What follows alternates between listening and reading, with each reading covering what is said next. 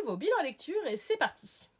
On commence chez Glénat avec ce très beau coffret intégral de Tokyo Ghoul. J'ai lu les 14 volumes de Tokyo Ghoul. J'avais déjà vu l'anime il y a plusieurs années que j'avais absolument adoré. Je ne me voyais pas passer à côté du manga. Je l'ai découvert avec grand plaisir et il y a pas mal d'éléments assez étonnants. J'ai retrouvé absolument tout de l'histoire de Tokyo Ghoul dedans. J'ai pas vu beaucoup d'écart avec l'anime, même si je l'ai vu il y a déjà au moins 4 ou 5 ans. J'ai quand même beaucoup apprécié. Note spéciale pour le tome 7 et le tome 13 qui sont absolument exceptionnels. Tout le reste de la série a un très bon niveau global. J'ai été très agréablement surprise par la qualité des planches de ce titre. Les dessins sont très beaux, très qualitatifs. Kaneki fait beaucoup plus jeune en manga qu'en animé et j'ai plutôt apprécié ce trait-là aussi. Ce titre nous permet de compléter donc le Tokyo Ghoul et le Tokyo Ghoul Route A, donc les 2 premières saisons de l'animé. C'était super agréable à lire et j'ai adoré. On nous introduit dans le 14e tome Tokyo Ghoul RE avec de nouvelles informations sur Kaneki.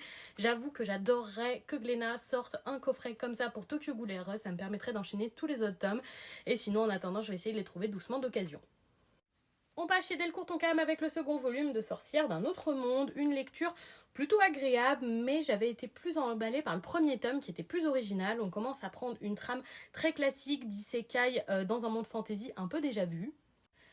Et j'avoue que j'aurais préféré qu'on prenne une trame un peu plus originale. J'étais un petit peu déçue par ce second volume et je pense pas que je vais continuer ce titre. C'est par la même autrice que le Jeu de la Mort et j'ai vraiment préféré le Jeu de la Mort.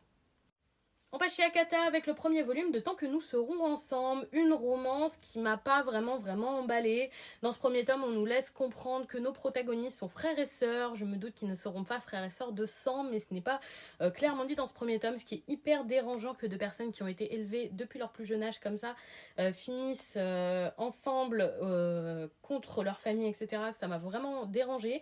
J'ai eu un sérieux problème à la lecture de ce titre et j'ai pas trouvé les personnages accrocheurs, donc je ne vais pas continuer.